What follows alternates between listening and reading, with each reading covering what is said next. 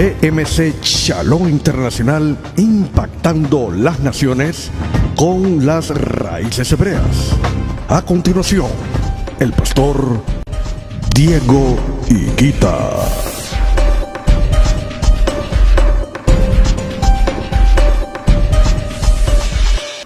Desde la cultura, y tenemos que interactuar con la historia, con la arqueología, con la lengua original de la Biblia, el hebreo, y se van a dar cuenta de muchas cosas maravillosas. Entonces, yo simplemente vengo como un facilitador de una información que hace 6 años cambió mi ministerio, cambió mi vida, cambió mi familia.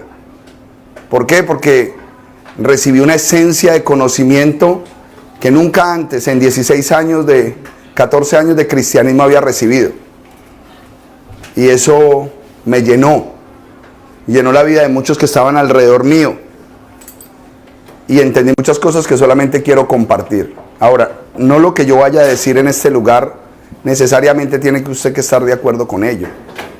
Pero esa es la oportunidad de investigar. Esa es la oportunidad de conocer, de indagar si de pronto hay alguna condición de veracidad. No se cierre, simplemente escuche.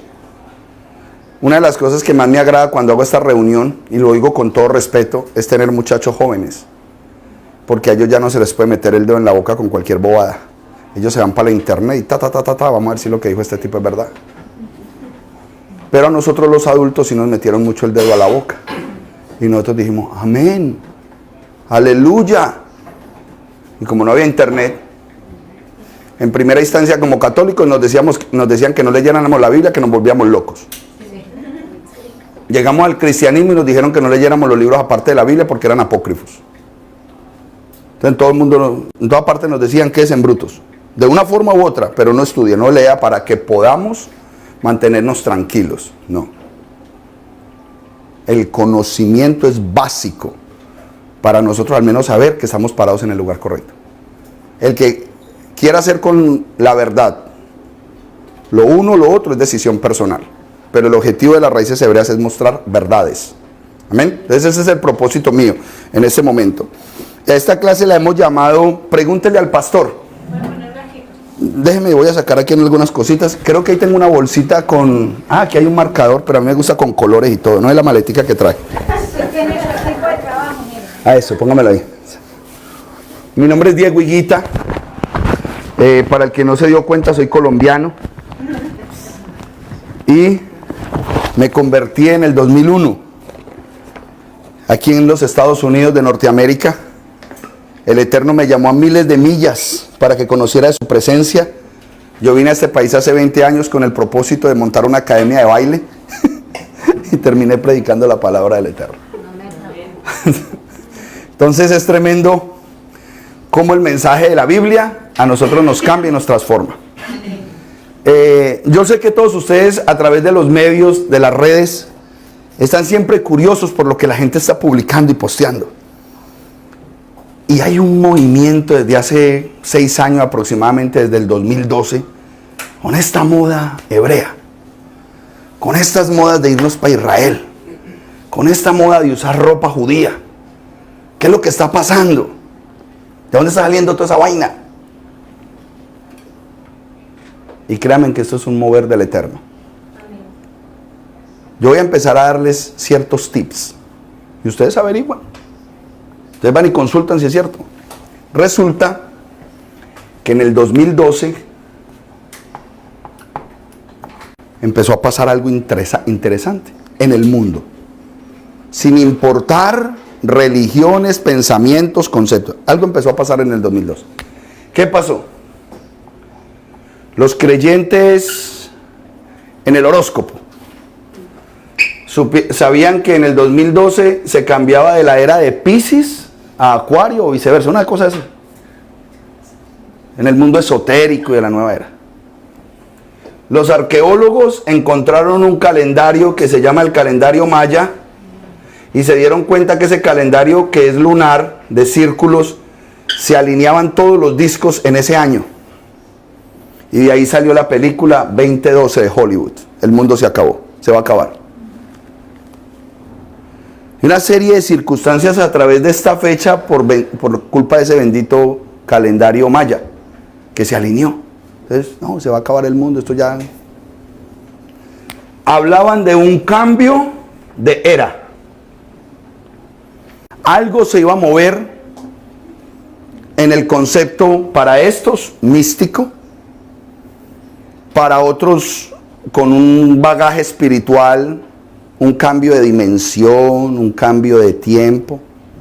Pero resulta que hay un pueblo que ha estudiado a Dios desde hace 4000 años. Y se llaman los judíos o los hebreos.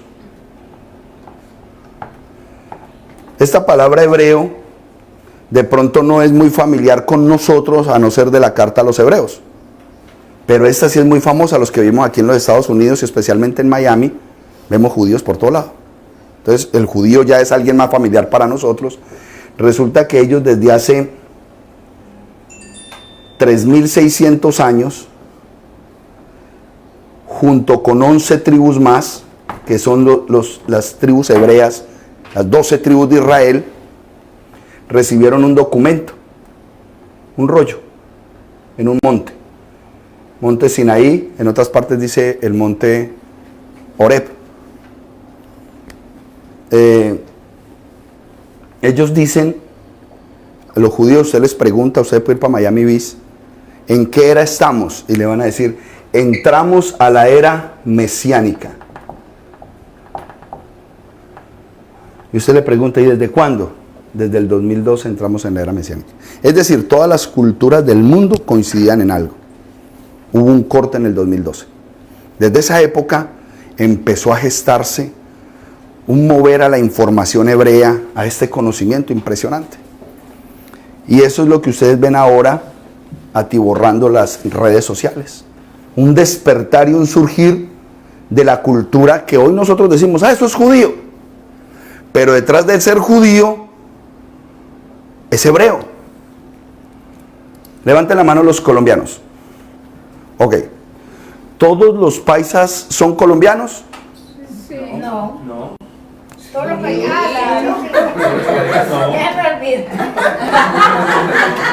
Vuelvo y pregunto. ¿Todos los paisas son colombianos? Sí. ¿Todos los colombianos serán paisas? No. ¿De dónde es usted, hermana? Argentina. ¿Todos los de Salta, Argentina, son argentinos? Sí. ¿Todos los de Argentina son de Salta? No. Pues lo mismo pasa aquí. Todos los judíos son hebreos, pero no todos los hebreos son judíos, porque eran 12 tribus. Se conocen como las 12 tribus de Israel. Pero resulta que Israel es un nombre cambiado. Como se lo cambiaron a Abraham, como se lo cambiaron a Pedro, a él se lo cambiaron. Él era Jacob. Los 12 hijos de Jacob se convirtieron en los 12 patriarcas que formaron las 12 tribus de Israel y se estableció el reino de Israel. Ahí es donde yo me quiero centrar en la historia. ¿Ok? Pero los quiero llevar históricamente a una actualidad. Es una realidad que pasó en el 2012. Y usted puede empezar a investigar. Todos los fenómenos que se suscitaron de pensamiento ideológico, filosófico, religioso, místico, a partir del 2012, gracias al calendario maya. ¿Por qué? Porque es un calendario lunar. ¿Calendario qué? Lunar. Nosotros no entendemos mucho de eso, porque nuestro calendario es solar. Nosotros tenemos un calendario que se llama el calendario gregoriano, que viene del calendario juliano, que es un calendario netamente de césares romanos. Eso es lo que nosotros obedecemos. Todo eso. Y para ellos, el sol es lo más importante. Al punto de que se adora el sol. Eso es un punto de adoración. ¿Ok? En el concepto hebreo, por decirlo así, no se conoce un proceso de adoración a los astros. Simplemente los astros fueron creados en el cuarto día y es el reloj de Dios, la forma de medir el tiempo que Dios diseñó. Eso lo vamos a aprender más adelante, ¿ok? Yo quiero concentrarme en toda esta información acá, porque toda esta información viene de un libro que conocemos como la Biblia. Levanten la mano el que no sabe aquí qué es una Biblia. Levante la mano el que sabe qué significa la palabra Biblia. ¿Qué significa Biblia? El contenido de los 5 libros que le dieron a... No, eso es Torah. Es lo que se ha escrito por los profetas. Viene la palabra biblos, de donde viene biblioteca. Biblia es conjunto de libros. Una Biblia es un conjunto de libros. ¿Cuántos libros? En este caso, 66. En este caso, 66. Muy bien, excelente. La Biblia cristiana después de 1950 tomó aspecto de 66 libros, pero siempre la que tuvo la hegemonía fue la Biblia católica con 72 libros. Sacaron 6 en un concilio en 1950 que lo llamaron los libros apócrifos. Fuera del canon.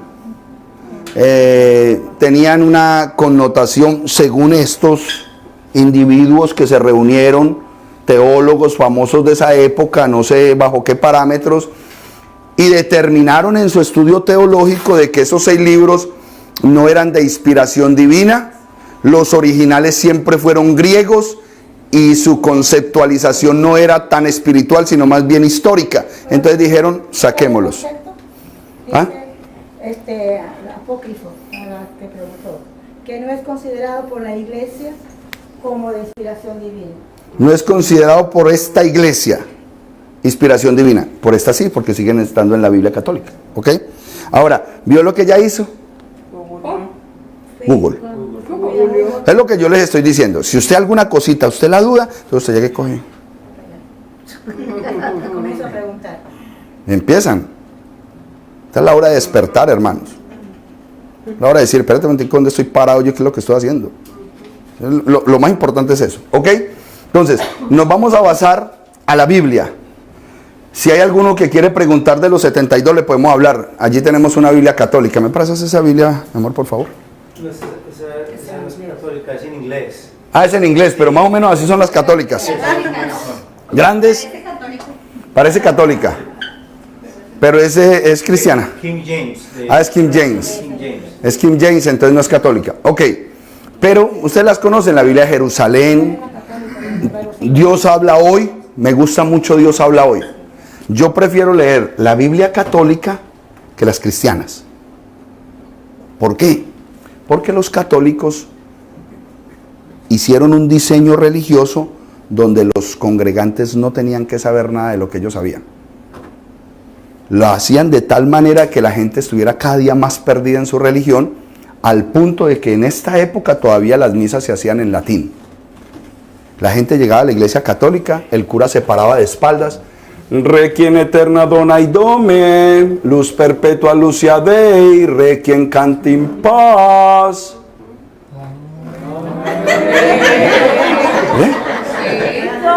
No supieron qué dijo el tipo y todo el mundo, amén. Eso es una realidad histórica. Y todo el mundo perdido. Si tú vas a coger una Biblia, no, porque el único que tiene derecho a interpretar la Biblia es el clero. Y el Papa es la máxima autoridad. Todas esas cosas son historias, están escritas en todo lugar. O sea, aquí no es nada raro, todo lo puede investigar usted, ¿ok? ¿Por qué me gusta leer en la Biblia católica? Porque como nunca se percataron de que sus feligreses fueran a leer algún día la Biblia, no les dio por cambiarla. Entonces hay versículos muy sustanciosos, no la adulteraron mucho, porque hay unas cosas. Entonces, ellos no la leen, ¿para qué la vamos a cambiar? Pero los cristianos sí. No, que hay que leer la Biblia, que hay que leer la Biblia, que hay que leer la Biblia. Entonces el líder de la organización, de la denominación, Si de pronto no coincidía un versículo con lo que él quería enseñar, mandaba y publicaba su propia Biblia con el versículo como se le acomodaba a él. ¿En dónde hacen eso? ¿Cristianos? Sí. Recuerden una cosa importante. En el año 1400 hubo otro despertar. Pero vamos a mirar históricamente ese despertar. Históricamente. Resulta que dentro de esta cúpula católica era la que tenía como la FPL aquí, monopolio. El monopolio religioso era la católica, Roma, ¿cierto? Entonces, dentro del clero romano surge Lutero, Calvino, y hay otro. ¿Ah? No, Constantino fue el que fundó en el 325. Hay otro, bueno, pero estos dos con estos los tengo. ¿Quiénes eran? Eran curas. Fueron formados ahí adentro en la institución, y dentro de la institución, no sé cómo les llegó una Biblia a las manos y empezaron a leerla. Especialmente las 95 tesis de Lutero, es famoso. Usted va a encontrar, busquen en cualquier parte de 95 tesis de Lutero y le va a decir, ¿qué hace Lutero? Lutero dice, pero ¿por qué si nosotros nos guiamos por este libro, somos la Iglesia Católica, por qué no hacemos estas 95 cosas? Entonces, al él hacer eso y sacar la lista de las cosas que no se estaban haciendo, se convirtió en un reformista. La idea de Lutero no era salir del catolicismo. Y eso se le ha olvidado a la gente. Él no quería salir del catolicismo, él quería seguir siendo católico y un cura, pero lo único que quería era reformar la Iglesia Católica y que se empezaran a hacer esas 95 cosas que no se estaban haciendo. Punto. Busque las 90 y se las estudie y viene y nos cuentan una clase. 95 tesis de Lutero. Las estudia, las busque. Un día esto le damos la oportunidad que nos las cuente, porque yo no he estudiado todo eso porque yo me concentro en lo que realmente tiene valor. Eso es. Básicamente trata sobre la venta de indulgencias. Venta de indulgencias, los conceptos de salvación en el Mesías Jesucristo, el que los curas se podían casar, o sea que era normal que un hombre tuviera familia, todas esas cosas. Bueno, entonces él que fue un reformista, pero hoy lo conocemos como un protestante. No, él no fue protestante. Es que esa reforma se llama Perdón. Eso, de aquí surgió todo lo que llaman hoy protestante, reformista. A ver, yo le hago una pregunta. Si yo siembro una semillita de tomate, ¿qué me va a dar? Tomates. Si yo siembro una semillita de limones, ¿qué me va a dar? Limones. Si esta semillita es reformista, lo que salga ahí para abajo, ¿qué es? No es protestante, mijo. Nos la metieron en la historia. Nos dijeron, no, él protestó. No, él quiso reformar. Entonces son modalidades de pensamiento que debemos tener claras. ¿Por qué? Porque ustedes van a entender palabras muy delicadas que yo les voy a decir y algunas personas se pueden llegar a sentir ofendidas. Pero usted tiene que tener la madurez de decir, espérate un momentico que yo voy a investigar la situación. Entonces, toda esta gente que hizo, en vista de que no fueron escuchados por el Papa ni por los líderes, los excomulgan. La excomunión. Para afuera. Entonces ellos empiezan a hacer su propia idea de iglesia. Y ahí toman el nombre de protestantes, pero toman un nombre sobre una realidad. Y la realidad era que eran reformistas, no eran protestantes. Por lo tanto, lo que les estoy diciendo es que todas las iglesias que se derivaron de los movimientos de acá, que hoy conocemos como iglesias protestantes, realmente son iglesias reformadas de la católica. O sea que su esencia es católica. Y ahorita yo les voy a demostrar por qué es católica. Hay muchas cosas que nos vamos a entender y decir, sí tiene sentido. Yo no lo había visto así. Porque cuando viene la historia a nuestra mente, entonces nosotros podemos ajustar. Claro. Ahora entiendo. Y ese es el propósito de esto. Entonces, basado en estos principios y entendimiento histórico, siempre voy a utilizar en estas clases que vamos a dar un criterio. Siempre nos vamos a mover en criterios, pero nos vamos a mover en criterios que de pensamiento catedrático. Esto no va a ser una reunión espiritual. Ay, hermana, aleluya, aleluya. No, no, no. Venimos a estudiar el documento como se estudia cualquier libro. Sin sentimentalismos. Ay, es que yo soy. Ay, es que yo quiero tanto a mi pastorcito. No, no. Esta clase no es para eso. Esta clase es para que busquemos la verdad del libro. ¿Quién lo escribió? ¿Cuándo? ¿Por qué? ¿Qué se estaba generando en el tiempo? ¿Cuáles fueron las implicaciones del escritor y las emociones que estaba viviendo? ¿Por qué dijo esto? Y usted va a ver cómo su mente empieza a ser así. Empiezas a tener una vista panorámica de la verdad bíblica que tú dices, wow. ¿Y qué va a traer eso al final? Se te van a parar los pelos porque te vas a decir, wow, Dios es poderoso. Eso sí te va a pasar. Pero, ¿de manera qué? Catedrática. Secretaria, por favor, ábrame ahí. Es la secretaria. Vamos a borrar. Perfecto. Sáqueme ahí los... Ok, ya entendimos lo del 2012. ¿Qué color fue? ¿Qué color? Azulito. Me gusta el azul. Empecemos con el azulito. Entonces, cuando estudiamos la Biblia tenemos que tener en cuenta el panorama histórico. Panorama histórico. Panorama lingüístico. Un panorama cultural. Panorama arqueológico. Y del cultural aparece algo importante que se llama el modismo. ¿Qué es el modismo? La forma de hablar. ¿Para dónde va Vicente? Un modismo. Un modismo. ¿Para dónde va Vicente? Dime esa primera frase en inglés, duro. Dígale usted a un gringo eso y no le va a contestar lo que están. ¿Por qué? Porque ese modismo es colombiano o más bien latino. ¿Para dónde va Vicente? ¿Para dónde va la gente? Eso. Entonces, ¿qué es lo que pasa? La Biblia fue escrita con muchos modismos que se conocen como hebraísmos. Hebraísmos.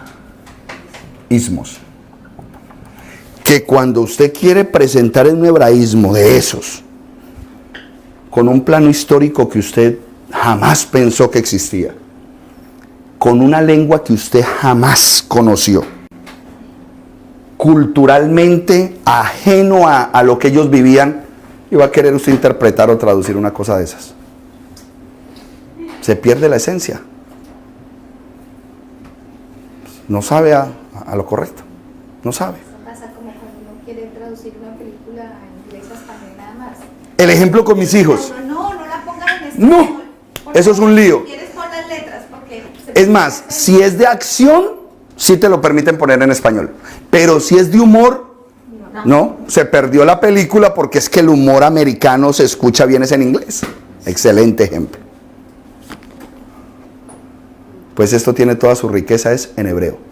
Porque esto se escribió fue en hebreo. Muchos se harán la pregunta, bueno, ¿por qué si yo amo tanto a Dios y he sido fiel y he buscado y he querido, no ha llegado mi bendición? Porque no conoces la esencia. ¿De qué manera es? Todos los problemas que nosotros tenemos hoy religiosos y espirituales son problemas conceptuales. Es decir, fulanos le dicen a este concepto así, o lo dan a entender así. Mira el problema tan grande conceptual. Otro color, verde. Problemas con... Ay, no, este verde no. Me lo botas, por favor, que de una vez... Problemas conceptuales. Ok. Y aquí voy a utilizar la mente de los jóvenes. ¿Qué es un problema conceptual? Problema de concepto. ¿Ok? ¿Cuál es su nombre, caballero? Santiago. Santiago.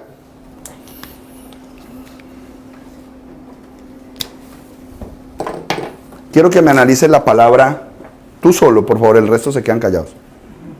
Septiembre. Dime algo de la palabra septiembre. No sé. ¿No sabes? ¿No sabes nada que es septiembre? Pues algo de septiembre. Dime algo. Caen las hojas. Caen las hojas. Está muy romántico, hermano. Caen las hojas. Muy romántico. Niña, ¿cuál es su nombre? Maciel.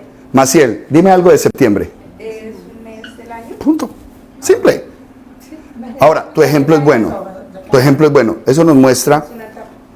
No, y nos muestra que no todo el mundo tiene que pensar igual. Tú lo viste como, tú te enamoraste, ay, septiembre. Ella no, ella fue, punto, al punto que es un mes del año. Punto, ya, sin sentimentalismo, usted le metió sentimentalismo. Ahora, ¿su sentimentalismo es errado? No, es subjetivo. Es subjetivo. Y aquí es donde ustedes van a aprender, es que mire, hay un lío tan tremendo, hermanos. Nosotros fuimos muy mal educados, especialmente en el área del español, porque no aprendimos algo básico y se llamó comprensión de lectura. ¿Por qué? Porque fuimos muy vivos en el bachillerato y nos mandaban a leer un libro y por estar con los amigos haciendo lo que no era, la mayoría, no estoy diciendo todos, leían el primer capítulo, leían el de la mitad y el último y veían la película del libro y hacían el resumen. ¿Cierto? Esperaba que me lo contaran también. Por eso fue que traje la maletica para que se acuerden cómo estudiaron. Entonces luego se enfrentan a la vida, a retos verdaderos y reales, pero fuiste mal educado y dice, pues yo no entiendo este trabajo. ¿Por qué esto es tan difícil? Porque el que empieza por lo fácil, termina por lo difícil. El que empieza por lo difícil, termina por lo fácil. Y nosotros fuimos facilistas. Entonces por eso nos toca la sabiduría de Mafalda. Mafalda dice, el que no lee está obligado a hacer caso a lo que le dice. ¿Ya? Porque no leen. Qué pereza leer. Ay, es que me da sueño. Yo prefiero ver una película. Sigue así. Y te van a seguir manipulando, te van a seguir diciendo cómo hacer y cómo vivir. ¿Ok? Sigamos preguntando. Usted que está tan activa, ¿cuál es su nombre, hermana? Gina. ¿Estos son hijos suyos o son novios? Hijos. Ah, pensé que eran novios. Este está muy enamorado. Gina, ¿qué es septiembre? Dame algún dato de septiembre.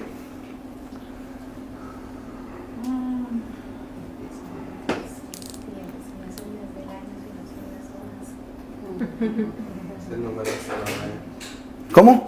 Es representado como el número 09. El número 09. ¡Wow! Ese estuvo bueno. Es el mes que le dijeron el 9º mes del año. ¿Fuerte, sí o no? ¿Todos están de acuerdo que ese es el 9º mes del año? Ahí quería llegar yo. ¿Estamos de acuerdo, cierto que sí? 9º mes del año. Tremendo. ¿Estamos de acuerdo? ¿De acuerdo? Ok. ¿Cuál es la raíz de la palabra septiembre? Séptimo. Al mes séptimo le decimos 9º. Al octavo, que es octubre, le decimos 10. Al noviembre, que es 9º, le decimos 11. Y a diciembre, que es 10º, le decimos 12. 60 días de diferencia de la verdad a la mentira.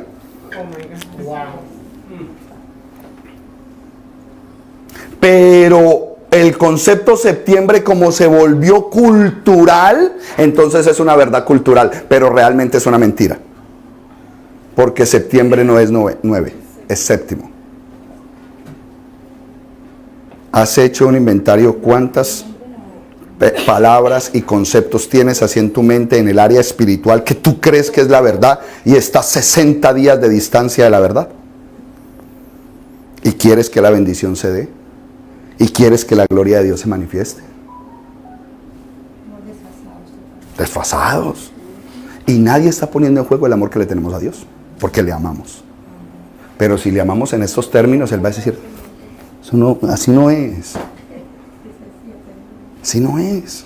Bueno, y porque unos meses son, o sea, tienen relación numeral y otros no. Eso.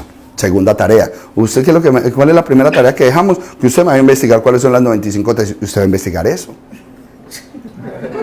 Punto. Empiece. Si yo no entiendo esto, ya tengo. Tiene que ver. Ah, eso. Entonces cuando vamos a enero, nos damos cuenta que viene de un concepto de un Dios que si no estoy mal es Janes. Janes, que es un Dios que tenía una cara aquí y la otra atrás, mirando hacia el futuro y mirando hacia el pasado. Por eso se celebra el 31 de diciembre y todos los cristianos adorando el Dios Junos, que mira hacia el futuro y mira hacia el pasado, amén, aleluya, y comiéndose las 12 uvas. Todos los que dicen amar al Dios de Israel. Pastor, lo que está diciendo usted acerca de septiembre, que es el séptimo, lo nombran como noveno, aquí lo dice bien claro. Dale. Septiembre es el noveno mes del año en el calendario gregoriano, tiene 30 días. Su nombre, que viene de la misma raíz latina, quiere decir séptimo. Se debe a que antes era el séptimo mes del año. Antes, pero ahora no. Yo necesito conocer todo eso. Eso es lo que yo quiero que ustedes sepan. Yo los quiero inquietar. Yo sé que la clase se llama Pregúntele al pastor. Pero mi idea no es que usted salga aquí contento. Ay, nos contestó todo. No, yo quiero que se vaya usted más perdido todavía de lo que vino. Que usted diga, hijo de madre, yo tengo que estudiar. Yo realmente no sé nada. Cuando usted empieza a decir, no sé, ahí es cuando Dios te empieza a enseñar. Pero cuando usted cree que se las sabe todas, es como tratar de echarle más agua a un vaso lleno. Se va a derramar. ¿Para qué te va a dar más? Si ya está lleno. Pero cuando tú decides vaciar tu intelecto y decir, ¿sabes qué, Señor? Enséñame. Permiso, pastor, ¿me puede interrumpir? Y eso es verdad, lo estoy viviendo, señores. Yo como que de repente poquito a poco leyendo y como entendiendo todo lo que estoy viendo, ¿no? Y escuchando. De verdad que sí, cuando yo me sentía tan cerrada, como que nada entraba, por decirlo de alguna forma, en mi cabeza, ¿no? O sea, que eso que usted dice es cierto. Entonces, estoy recién llegada realmente, para los que no me conocen también, acá donde usted. Pero sí, realmente estoy empezando como que... Vaya, me todavía falta bastante, pero sí. A mí también, a todos nosotros. La persona que ganó, yo ya estoy cerquita. Ni se acerquen a esa persona, qué pereza. Más rico es acercarse a una persona que dice, no sé nada. Estoy aprendiendo, estamos aprendiendo, todos estamos conociendo. Qué rico poder aprender más. Quiero conocer a Dios. Eso es lo que hace una persona apta para que caminemos juntos, porque hay muchas cosas que Dios nos quiere enseñar. Entonces, hay un versículo que eso es un abanderado pues para todos los cristianos. Jeremías 33:3. Clama a mí, yo te mostraré cosas ocultas y escondidas que tú no conoces. Y llega el Eterno mandándote al hombre o a la mujer que te quiere enseñar. Ay, no es como en mi iglesia. Yo quiero mucho al pastorcito Carlos. Entonces, ¿para qué clamaste? Muéstrame cosas ocultas y escondidas que yo no conozco. Sí. Y llega la persona y no la recibes. No tiene sentido. Otro punto que a mí me espanta también es cuando la gente comenta y dice, no, es que yo ahí encontré a Dios y yo no me muevo de ahí. Sí, ¿no? Entonces... Es duro, pero por eso les digo, sin sentimentalismo. Usted no me va a poner aquí a mí a que yo le dé una clase espiritual. No. Conoce la verdad y es más espiritual que cualquier cosa, porque para eso dice Juan 8:32. Y conoceréis la verdad, y la verdad te hará libre. ¿De qué? De todos los argumentos mentirosos que tenemos en la mente. Eso es lo que quiere el Eterno ahora en este tiempo. Y eso se desató después del 2012. Yo sé que hace 30, 40 años los movimientos mesiánicos han hecho una excelente labor para querer enseñar toda esta información, pero lo han hecho desde una perspectiva. En el 2012 surge el movimiento de raíces hebreas, que no es una denominación, no es un concepto religioso, es un movimiento que Dios ha permitido para empezar a traer de todo tipo de denominaciones a aquellos que están hambrientos por la verdad. A la verdad. Para que usted cuando tome la verdad, entonces usted decida, bueno, ¿qué voy a hacer? Y yo quiero respetar mucho la invitación que se les hizo. ¿Cuál fue la invitación? Pregúntele al pastor. Así es que el primer valiente que levante la mano para hacer la pregunta, bien pueda. Este es el preámbulo. Bajo todos estos conceptos es que yo le voy a contestar su pregunta. ¿Quién tiene una inquietud que dice, bueno, hoy voy a hacer esa pregunta que nunca la he hecho? Dime, hermano mío. Yo he escuchado también eso, que en el 2012 no solo hay un despertamiento espiritual, sino no solo religioso, sino espiritual en todo el mundo. Amén. Todo el mundo está más conectado con el otro. No necesariamente la misma religión. Entonces eso tiene que ver algo Claro, con... definitivo. ¿Por qué? Porque la Escritura dice muy claro que en el cuarto día hizo las luminarias para Entonces tendríamos que conocer el primer capítulo de Génesis para entender todo lo que está pasando hoy. Porque si en el 2012 hubo un alineamiento planetario a tal punto que se cumplieron en los ciclos de esos calendarios y por ese alineamiento hubo un cambio de era, es como cuando la luna hace un recorrido y te avisan, no vaya esta tarde al mar porque hay marea alta. Pues aquí entramos en una marea alta y a todo el mundo lo tiene que mover. Mahometanos, cristianos, hinduistas, budistas, porque es que Dios lo controla todo. Así ellos no tengan al Dios verdadero, Él lo sigue controlando todo. Solo hay un Dios. Que ellos tengan su fe en su Dios no quiere decir que exista. Yo voy a hacer una pregunta más básica. Okay. ¿Qué Biblia es la más cercana a una traducción correcta o acertada y que uno pueda entender de todas formas? Ninguna. Ninguna. Entonces, sin ninguna, entonces ¿cómo entendemos? No. Él nos dijo todo. Es que Él nos dice, cuando tú entiendes la Biblia, dice, escudriñenlo todo. Retengan lo bueno y desechen lo malo. ¿Qué es lo que Dios quiere? Un pueblo que escudriña. Un pueblo que se educa. Un pueblo que ama la verdad. Eso es lo que Él quiere. Entonces Él permitió todo esto. Entonces si yo te digo, vas a utilizar tal Biblia, sería yo mentiroso. Nosotros tenemos gamas de Biblias. Nos gusta leer católicas. Y por ejemplo, hay una aplicación muy buena que yo quiero que ustedes la bajen. Yo se las puedo compartir. La aplicación tiene como 13 diferentes Biblias en la misma aplicación. Entonces usted coge el mismo versículo y lo lee en la Jerusalén, lo lee. Y cuando usted dice, wow, mira como dice aquí, con razón estoy perdido. Entonces esa aplicación yo te la voy a dar para que se la mandes a todo el grupo y la bajen. Porque el mismo versículo tú lo puedes comparar en 13 versiones de Biblia diferentes. 13. Entonces, no botes Biblias, úsalas, guárdalas. Y dice, bueno, ¿cómo dice en la católica? ¿Cómo dice en la Reina Valera versión 60, que es diferente a la versión 1509? O la Biblia del Oso. ¿Cómo dice en esa que es King James? ¿Cómo dice en una en inglés? Porque hay versículos en inglés tan poderosos que en español ni siquiera fueron capaces de traducirlos correctamente. Entonces necesitamos todo ese bagaje. Entonces, a pregunta básica, respuesta básica, no te enamores de ninguna Biblia. Usa todo el espectro de conocimiento que hoy está llegando y hay algo que Dios te dio. O no sé si te lo dio ya, porque no te conozco. El Espíritu de la verdad. Él escudriña toda verdad. Él te da una información y tú la procesas en el Espíritu y Él te dice, eso no es así. Cuando es una verdad, trae shalom, trae paz.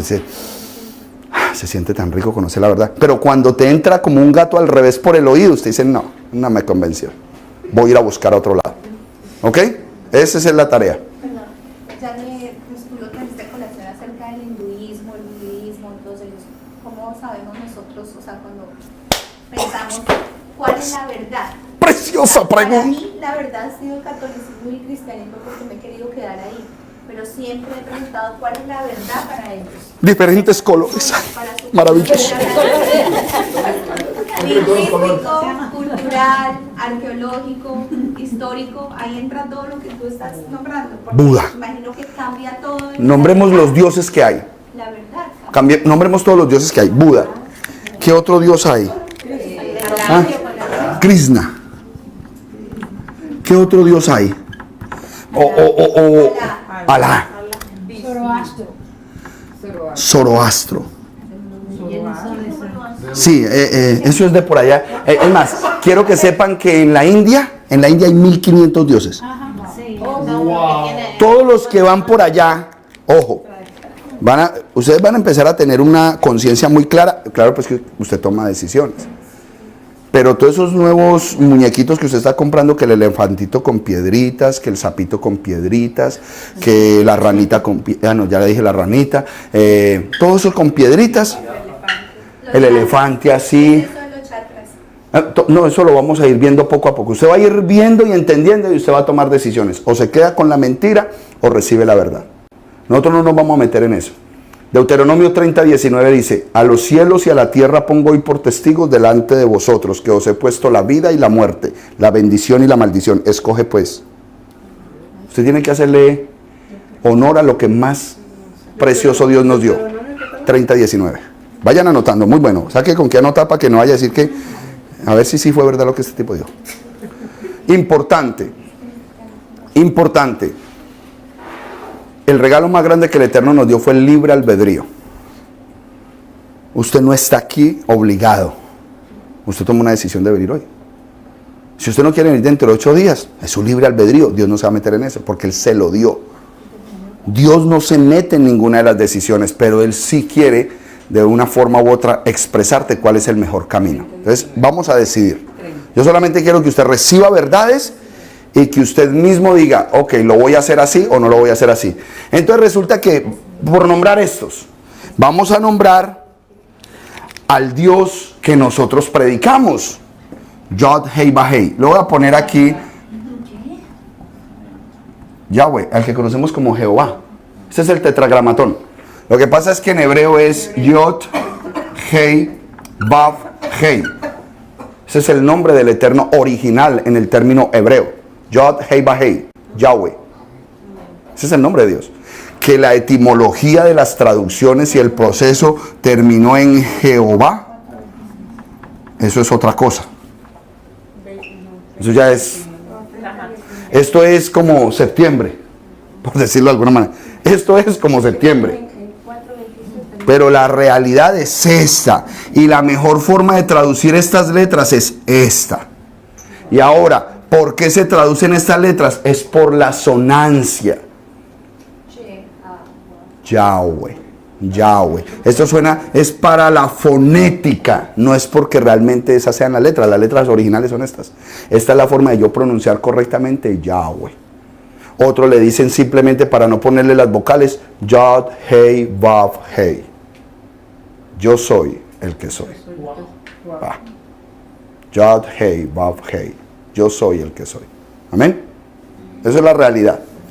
Ahora, ¿cómo nos vamos a ir nosotros quitando todos esos bagajes de pensamiento? Poco a poco uno va a ir entrando en la verdad. Eso es lo más hermoso que hay. ¿Ok? Entonces, ¿por qué pongo allá Hei Bahei ahí? Porque ese es el nombre que está por encima de todo nombre. Entonces ponerlo aquí lo ofendo. Ahora, esto lo que le voy a decir es lo más tremendo que yo pude haber aprendido. Todas estas religiones, todas, fueron diseñadas por ciertos hombres que en su anhelo de encontrar a Dios se metieron en sus pensamientos espirituales y encontraron las revelaciones de lo que ellos creyeron que era Dios y empezaron a enseñarlas y a plasmarlas en documentos. En cambio, este no lo hizo así. Este es el único Dios que se reveló a los hombres. Estos fueron hombres que se les reveló un Dios. Este fue el único Dios que se les reveló a un hombre, a un pueblo. La gran diferencia. Hombres que se les reveló un Dios. Hombres que se metieron en el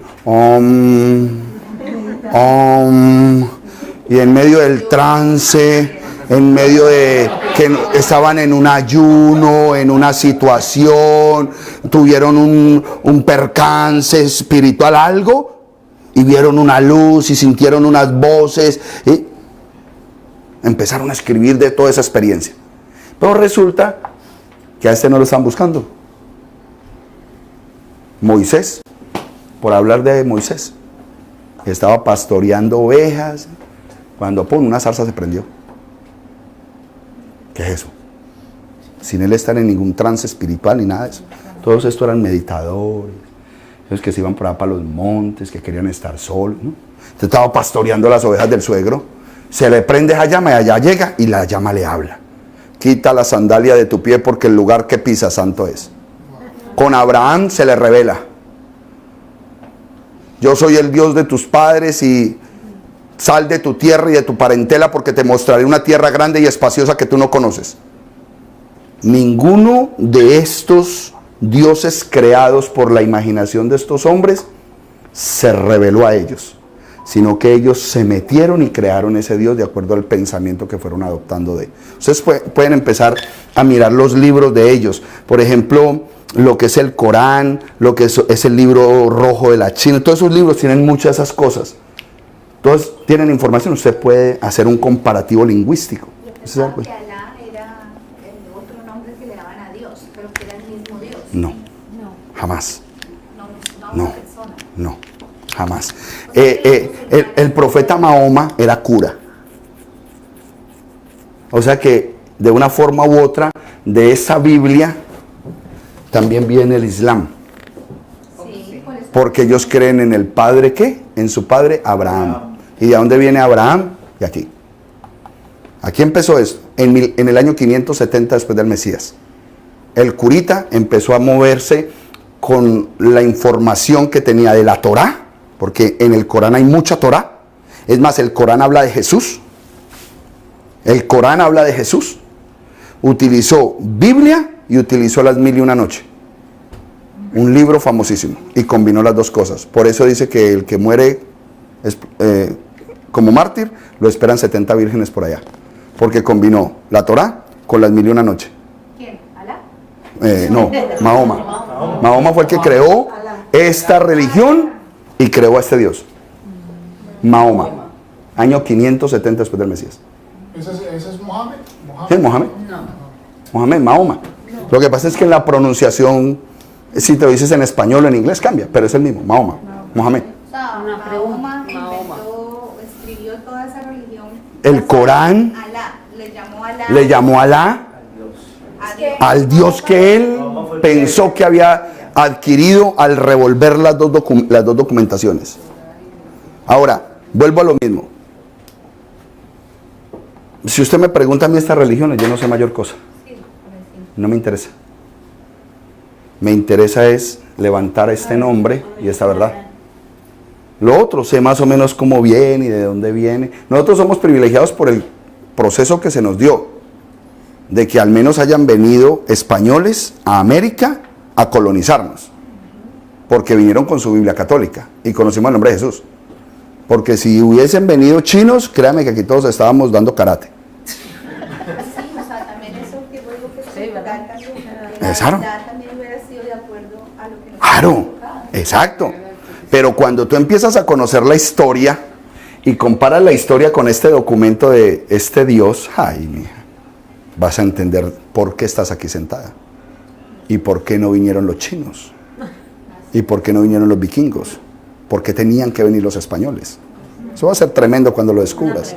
Dime. Yo he hablado con diferentes personas de diferentes religiones. Claro.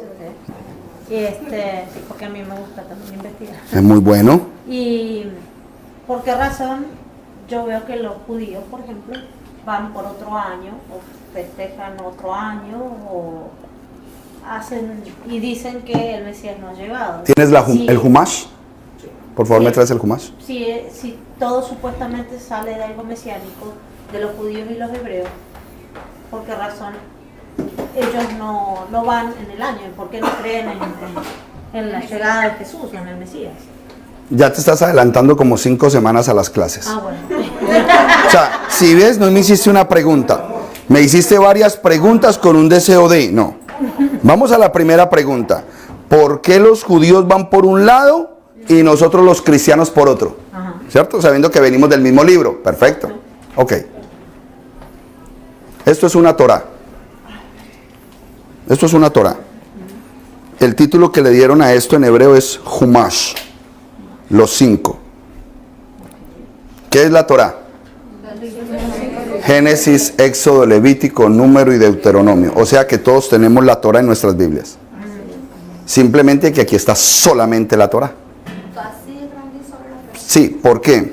Porque está hebreo, español, comentario en hebreo y comentario en español, pero comentario rabínico. ¿Ok? No comentario de teólogos cristianos. Y los libros son al revés. ¡Ay, llegó! Escuchen. Ella dice, los libros son al revés. Septiembre habló. Habló septiembre. Los libros son al revés. Resulta que esta es la primera escritura en el mundo. ¿Quiénes somos los que escribimos al revés entonces? Si esta fue la primera escritura en el mundo. Por eso lo traje. Yo le entrego a usted, entonces usted tiene que abrir este libro a su manera. Yo le estoy entregando el libro. Y me di cuenta cuando usted escribió aquí en hebreo. Yo, Heiba, claro. Pero mire la pregunta, la respuesta cuál fue. Ah, ese libro está al revés. Espérate que primero fue el 1 y después fue el 2. ¿Qué? Amén. Amén. Amén, ahí sí. ¿Ah? Claro. Y cuando usted tiene un bebé, usted coja al niño y dele un lápiz. Analice al bebé cuando coge el lápiz de qué lado a qué lado hace los trazos. Naturalmente, lo que yo te vengo a traer es una verdad natural, no elaborada. Por el lado izquierdo, sí. Y entonces viene el niño con un diseño celestial a escribir así. Papi, así no. Así no es, papi. Y el niño diciéndote en silencio, yo vine diseñado desde el cielo para escribir así. No, mijo, es que aquí somos... Usted no sabe dónde nació. Aquí toca del otro lado. Pues así nos enseñaron todo, hermanito. Pero Señor, no es así. Pero es que no entiendo. Hágalo por fe.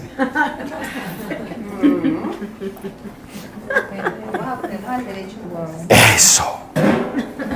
Cuando entendemos que estamos al revés, ¿qué es lo que más queremos hacer? Vamos a ponernos al derecho. Al menos entender cuál es el derecho de las cosas. En otros países todo se hace hacia la izquierda. Eso. Miren Inglaterra. Para usted manejar.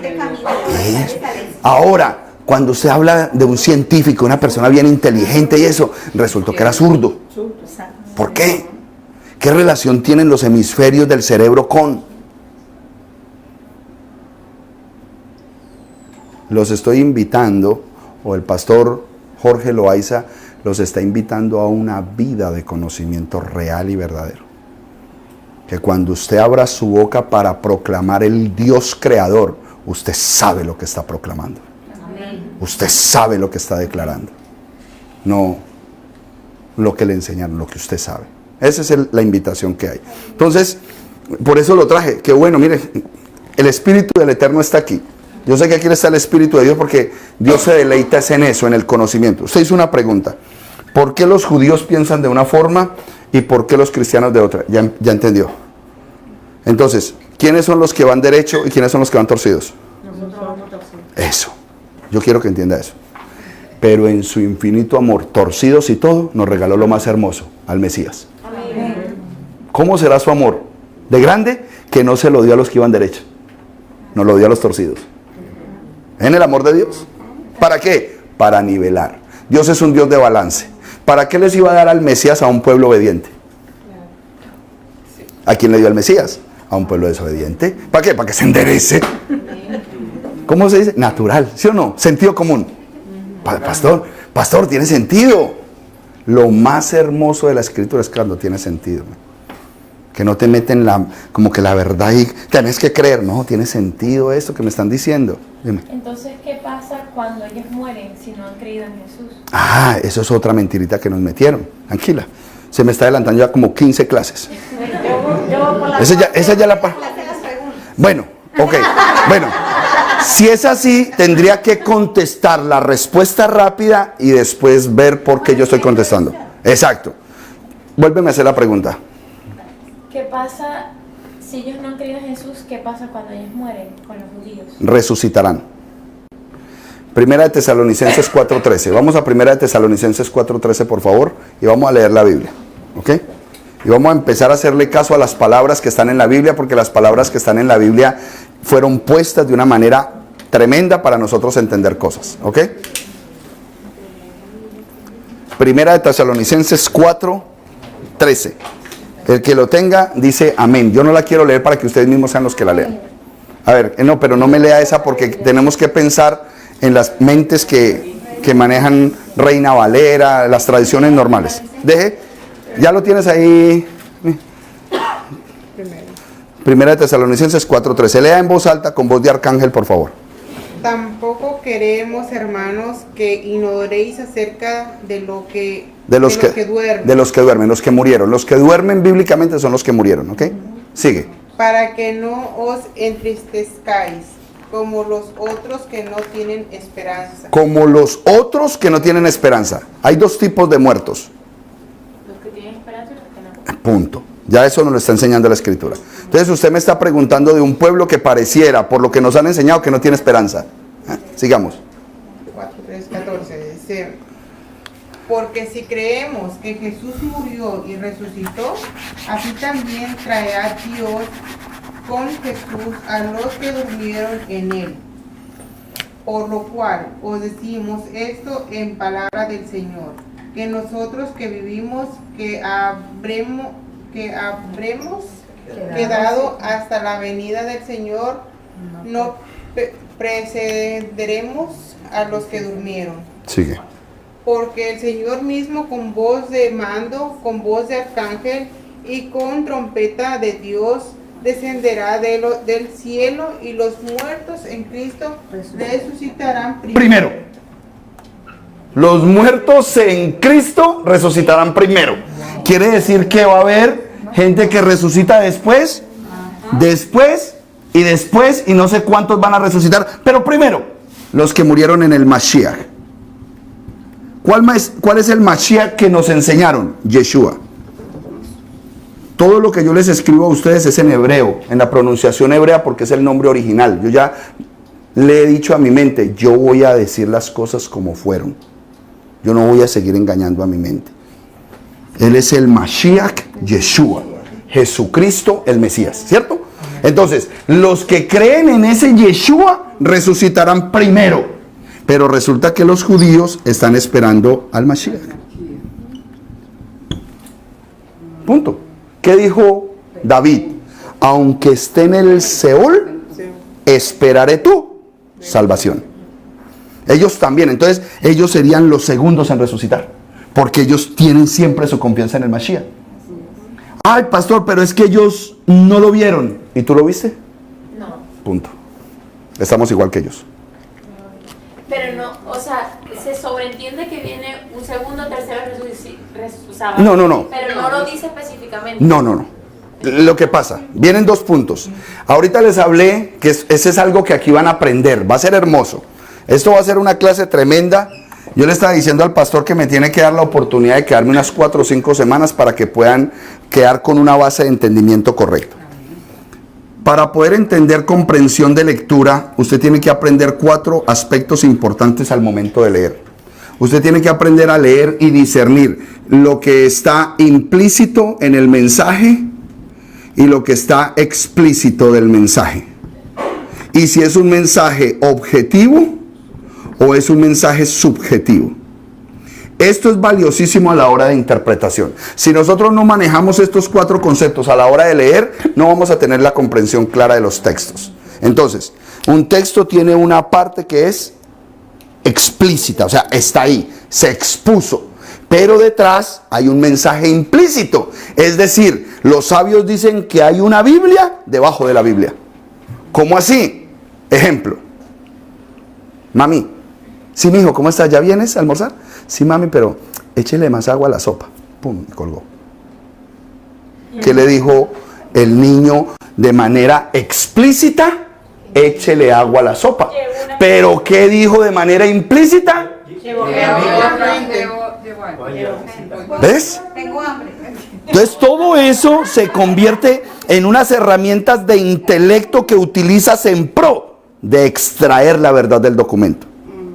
Y vienen otros versículos a apoyar lo implícito, porque no te vas a quedar con un implícito que se convierte en un concepto subjetivo, porque entonces te dice, no se supo si era. Entonces, exacto, entonces ahora, la Biblia se explica por la Biblia sola. Cuando tú obtienes un mensaje implícito, vienen otros versículos que te ayudan a apoyar que ese implícito ahora se convierte en algo objetivo y real. Y todo eso lo vas a aprender en estas clases. Es una metodología de investigación literaria lo que nosotros desarrollamos a la hora de hacer homilética. Un pastor debe hacer homilética, saber extraer los mensajes de la Escritura para impactar con la verdad. Pero cuando ustedes se den cuenta la clase de homilética que hoy se está haciendo en esta parte del mundo occidental, usted va a quedar triste. Porque nos están ayudando a que pequemos cada día más y estemos más impuros delante de Dios. So pretexto de que esta es la teología para los cristianos. Mentira.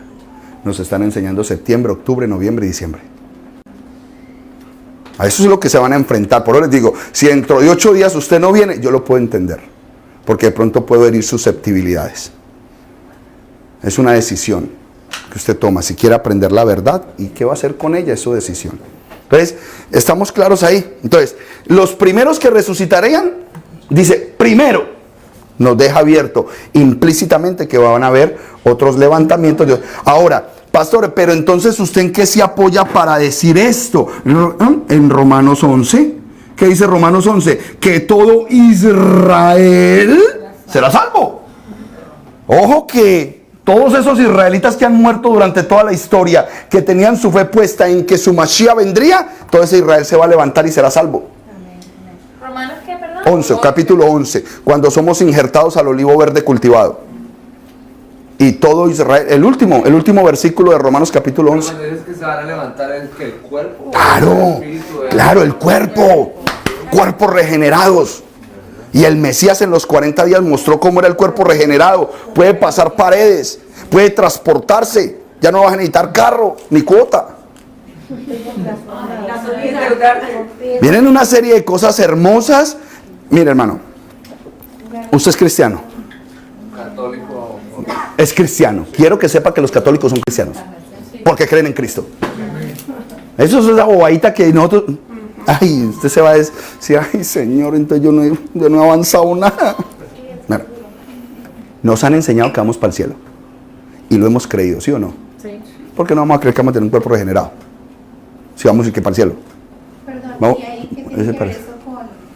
Es que, bueno, ha pasado que dicen que uno cuando muere lo deben enterrar y no cremar. Exacto. Cuando tú dices eso tendría sentido. Porque la gente dice que no se cree. Claro. Pero también dice, del polvo venimos y al polvo iremos. Sí, pero ese es un polvo